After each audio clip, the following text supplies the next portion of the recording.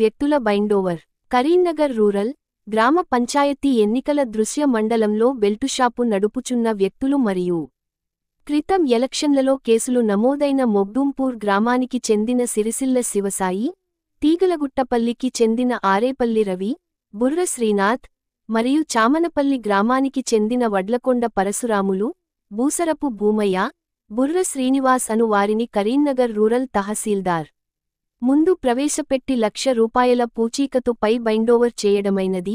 మరియు Karimnagar rural CA Niranjan Reddy మాట్లాడుతూ ఇకపై ఎవరైనా బెల్టు షాపులు నడిపితే వారిపై కేసులు నమోదు చేసి వారిని జైలుకు పంపుతామని హెచ్చరించారు.